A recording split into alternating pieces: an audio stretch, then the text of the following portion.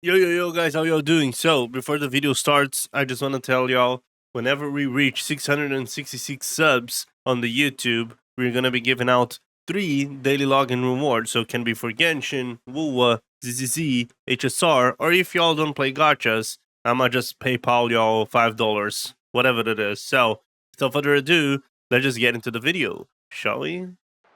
I totally forgot about this.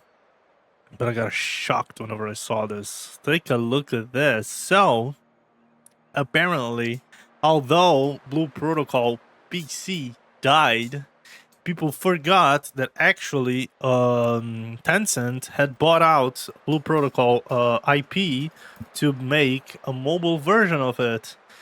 No, they're not uncanceling it, Steph, but Tencent had the rights to make a mobile version of Blue Protocol, and it seems like that one is still active because their closed beta 2 is about to start.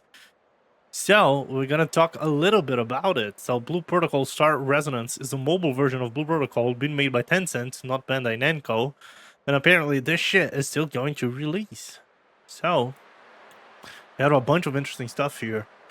So apparently their gacha is going to be focused on costumes, just like the original Blue Protocol. 100 pulls to get the PD for different rarities, the highest rarity being costumes. The gears are going to obtain through dungeons and not in the cash shop. The cash shop currency in its current states cannot be used to increase player power. It's usually mostly for cosmetics. Additional types of accessory were discovered, such as mouth accessory. That's kind of weird. There seems to be player action house, which I love it, which can be used to trade for mats, equipments, and costumes. So apparently you're going to be able to get those cosmetics and sell in the player house. So I guess technically you can buy costumes, sell them, and then buy gear. So it's probably going to be a little bit like a BDO, right? You can't infinitely farm dungeons. They have daily entry limits. That's normal in most MMOs nowadays. Dungeon boss mechanics are more complex compared to the JP version, which is actually good. It's amazing that the mobile version has more complex dungeons than the fucking PC client, but okay. There are world bosses. The reward for slaying them are distributed based on contribution, which currently seems to favor healer class. That's normal in most world bosses. Healers always get an advantage because they just heal everyone.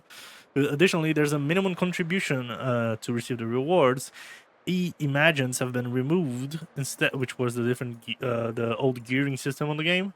Instead, you have different types of gear acting as your armor. You have to use materials to upgrade skills. That was also how the game was before. You can switch between mobile and PC key binding / layout, so there's probably going to be a PC client. The guild has a completely new content which never existed in JP. The CN has to have a guild house, a shared warehouse, and multiple other areas, each with a specific function for guild members.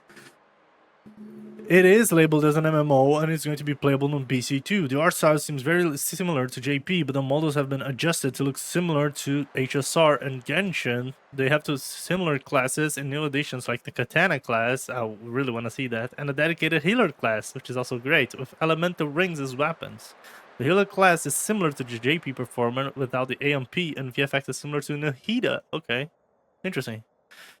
Even the similar classes have completely different skills. For example, the archer seems to be a class with a pet. Nice, so it's going to be more of a hunter. Like, wow. Following weapons seems to be available. Kamadachi, staff, tomahawk, long gun, elemental rings, hand cannon, spear, and sword and shield. Where's the katana? Is Kamadachi the katana? Each class has fixed elements assigned to it, which could mean that the element system is going to be less complex than the JP one. With the addition of the healer class, it seems the Tencent version is leaning heavily towards the Trinity system, which is good, makes the game a lot simpler to develop. The combat seems to be more fast-paced, similar to popular combat mobile games. Bro, it's crazy that the mobile version is going to be more complex than the original AAA version, right? The world and zones are pretty similar, but have different monsters and new points of interest. The main city, Austerlitz, have been reworked to look more lively with more NPCs condensed placements. The overall customization in costumes looks better than the Japanese counterpart. Different OSTs, as the recommended PC requirements are exactly like the JP of 2070, which indicates the graphics and the visuals should be at least as good as the JP version. That is so interesting. So Tencent is going to carry the CN version and the mobile version of Blue Protocol. They're gonna carry the IP, huh? Interesting, interesting, interesting. Okay, Blue Protocol Mobile is set to release on PC as well. We'll be interested if they publish it on the West. Yeah, I hope they do, right? Especially now that the original one is dead. And that's so interesting. So apparently Blue Protocol isn't really completely dead, right? It's just the current version of JP, but China and Tencent seems to be remodeling the game. And apparently we're gonna get a newer version of Blue Protocol. Hopefully better than the original one, because I'm gonna be honest with y'all, the JP one was sucked. But I'm interested to see what the hell they're gonna cook with this. I really am. Interesting, right, boys?